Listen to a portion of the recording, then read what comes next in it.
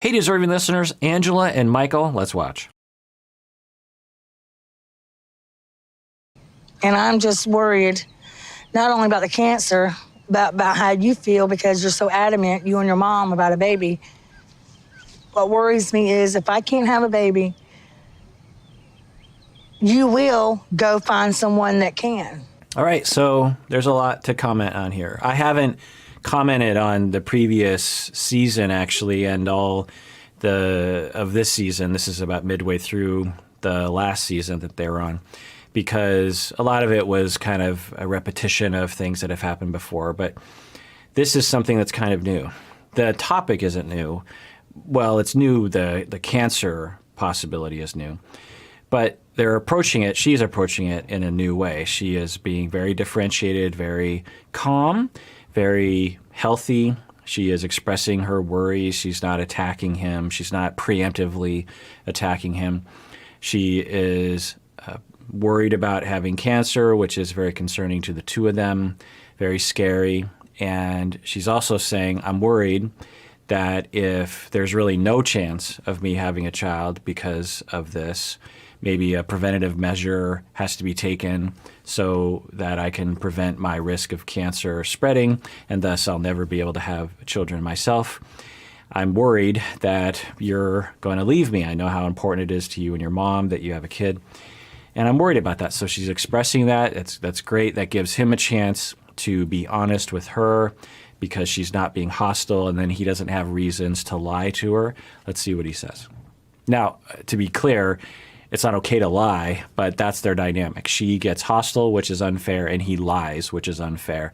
They're both being unfair to each other, but each unfair action likely contributes to the unfair action of the other person. This is a big question for me. This is what I want, and we've been talking about this, about having a baby for years. I have to think about it. So kudos to him for telling the truth for once. Instead of saying, everything will be fine, that's usually what he says, is everything will be fine, God will find a way, you'll get pregnant, we'll figure it out. Instead of being honest, which I think for a while I've been thinking this is what's been his true thoughts, which is, well, if you can't have a kid, that's a tough situation for me. Instead, in the past, he would just say what I think she wanted to hear as a way of avoiding her hostility and avoiding his own issues of difficulty with conflict, I think. He would just say, yeah, things will work out. We'll figure out a way. But now he's telling the truth, which I think has been present the whole time. So good for him for that. Now, for her, she is probably going to be triggered by this moment. Let's see how she handles it. The triggering thing is, I think she has some difficult relationships in her past, maybe in her childhood. I don't know, total speculation. And as he says, yeah, the choice between being with you, I want to be with you, but if you can't have a child, then that might be a deal breaker for me. I don't know. Or that might have some implications regarding me being with other people, or so I don't know what their customs are, but so that's what he's saying to her. And for her, that's going to be a threat. That's going to be hurtful, because for her, she's going to think, she wants to believe that he loves her unconditionally, regardless of whether she can have kids or not. But for him and his goals in life, his customs, his family values, his family pressure, it's not that cut and dry. So let's see how she can deal with it. Now, in the moment, if I were there, I would pause with her and I'd say, okay, you just heard him say something that was true. So good for you, Michael, for telling what's in your heart. It's important that Angela knows this. It's important that you actually communicate it and know it yourself. Angela, what are you feeling right now? Now, I'm guessing her first emotion, she would say, I'm pissed off or something. I'd say, okay, that's the secondary emotion. What's underneath that? What did you feel before that? A lot of people will say, what do you mean? My first emotion was anger.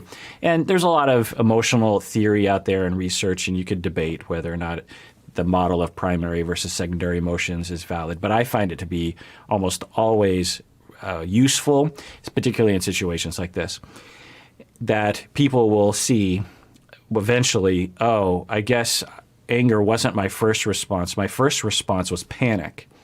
When I heard that, I felt fear. I felt like this jolt of anxiety and like, and is he going to leave me? Because what if I can't have kids? Because it's actually kind of looking like I might not. I'm terrified he's going to leave me.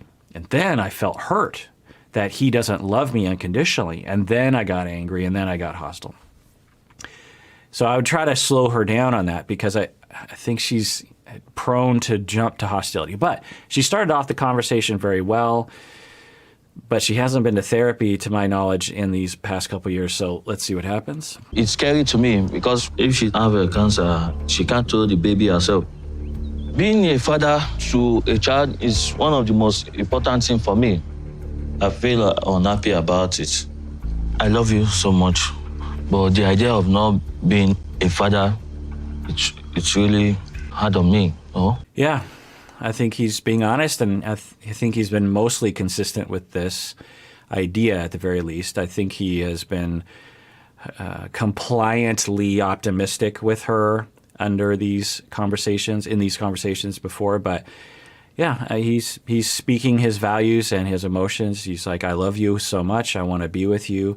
And I really want to be a father. It's very important to me. That's fine. I wish that they would have explored this from the beginning.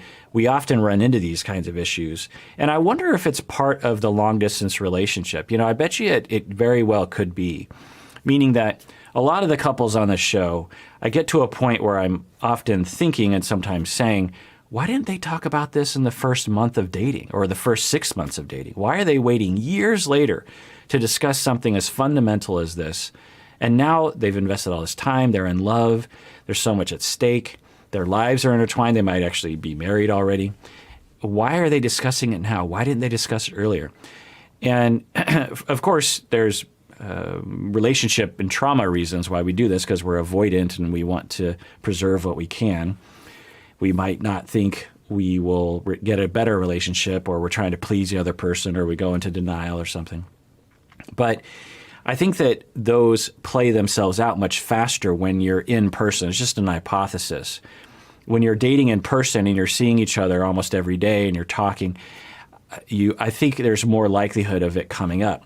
When you're long distance we have to remember that we see them when they're together, but there's like 11 months out of the year, maybe more, where they're completely communicating over a video conference. And from the way that we've seen a lot of these couples interact over video conferencing, they're not exactly intimate. They're not exactly being honest. They're not getting into things like this. They seem to get much more into these things when they're in person. And it makes sense. So, I mean, maybe some of them get into stuff over video conference, but I don't know. And I wonder if you stacked up all the in-person time that Angela and Michael have actually had together, it might be a total of like 2.5 months. So in some ways you could say, well, they've been together for 4 years, but another way you could say they've been together for 3 months, really, in person. So I guess if we're going to use this show as an educational thing, then we can all think about for ourselves, if y'all are dating or going to date in the future, to think about your deal breakers and to think about how to integrate those into your discussions early on. Now, there's a lot of ways to do this. The first thing you say to someone is, by the way, here are my 5 requirements. Maybe that's not the best way to go, but to know yourself, to know your deal breakers, to know your culture, to know your values, to know what's important to you, and to be upfront about that. And the idea is that you deserve to find someone who shares those values. Michael deserves to be with someone. Deserves. That's a funny way because it's not her fault that she can't have children, but he deserve. Both of them deserve what they want. He deserves to fall in love with someone, spend the rest of his life with someone, and to be a father. He deserves that. He deserves to try to do that. And Angela deserves to be with someone who will be unconditionally in love with her, regardless of whether or not she can have kids or not. But they both deserve those things. And I wonder if they had really been upfront about these things in the first couple months, if they'd even still be together. Now, maybe they'll get through this. I'm guessing they do because there's another season. Well, maybe you just told me the answer. No. I'm just telling you how I feel. I'm not. That's not an answer. That's good for you. That's your answer. And my answer is maybe we shouldn't get married. Maybe she's right, and she seems to not be getting too hostile, but I think she's in her hostility space right now because she does this frequently. And this is one of the problems when you have a habit of divorcing someone, breaking up with someone. It starts to look like you're using it as a tool of communicating that you're upset and hurt. But maybe she's being serious in this moment. I don't know. But the other thing is he just told the truth, and he was just laying out his feelings. He's like, I love you so much, and yeah, I really want to be a father. It's really hard for me. Can we imagine a world in which Angela says, oh, thanks for telling me that. I'm glad you told me. It's good for me to know. And I'm bummed out too. And I want what's best for you as well. I want you to be a father. And I hope that we can have a child together. But I don't know if we can, and because they can be on the same team here, is my point. But Angela, because I think of her relational traumas in her past, she gets so hurt and so angry and so hostile that she makes it about her versus the world, essentially. Now, let's see if she can stay in a differentiated space. She could go from a place of this point and say something like, well, I guess we're going to have to continue to think about this and talk about it. What do you need to know medically, or can we adopt? Are there other options? What are our options here? Or I'm really sad. She could say, well, yeah, I guess I'm really sad too.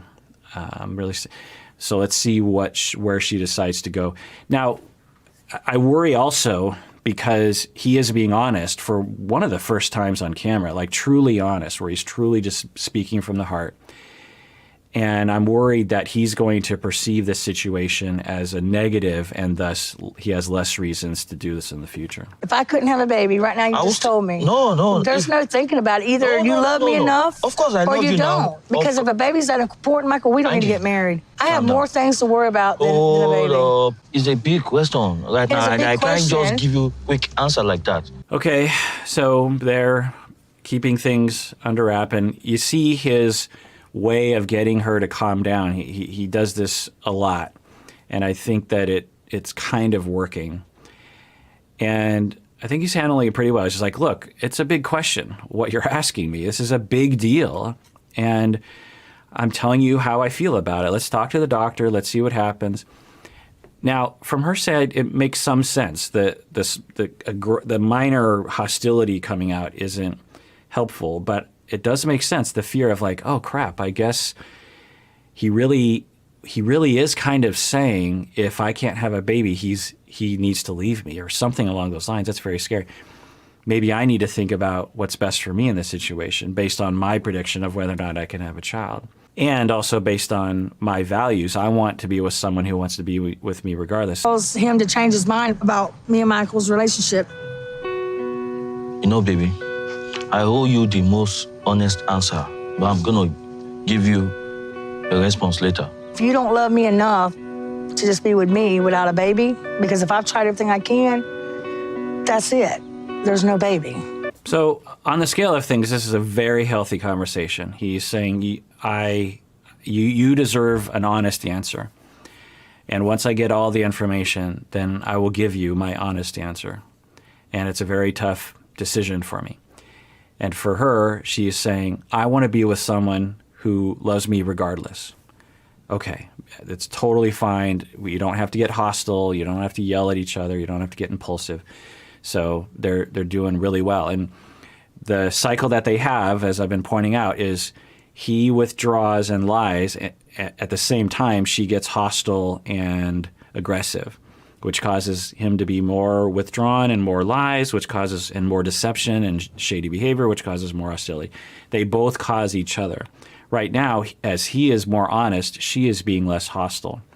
So they're both participating in that. And some of y'all will email in and say like, oh, I'm trying to work on my relationship. Well, one of the principles, and again, never use YouTube as a replacement for therapy. Go to couples therapy or individual therapy for that matter.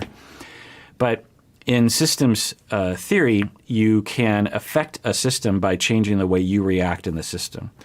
So if you are in a dynamic like this, where it's aggressive, withdrawal, deception, or pursuer, distancer, or extrovert, introvert, or something like that, you can change things if you change your side of it. So if he is less withdrawn and less shady, she will be less aggressive. If she's less aggressive, he will be less shady. So whatever your complaint is about your partner, in all likelihood, not all the time. There's sometimes where your partner is just completely doing things independent of whatever you do. But a lot of times systems get interlocked and there's a mutual causality, a circular causality.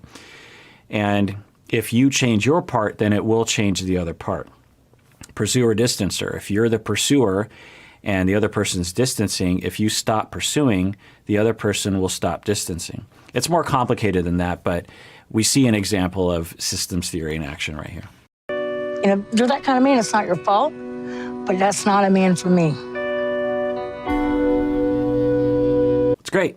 She says, look, this isn't your fault, but you're not the man for me, I think, meaning maybe we're not a good match. So she is handling it really well, particularly given how she's reacted in the past. So I wonder what's going on. Maybe she's been to therapy. Maybe she trusts him more. Maybe she has some more wisdom. Maybe even she has watched her previous seasons and seen her behavior and said, oosh, I do some real hostile things that I regret. I need to have some more emotional regulation. I don't know. All right, well, that does it for that episode in which we watch Angela and Michael. Everyone out there, please take care of yourself because you deserve it. You really, really do.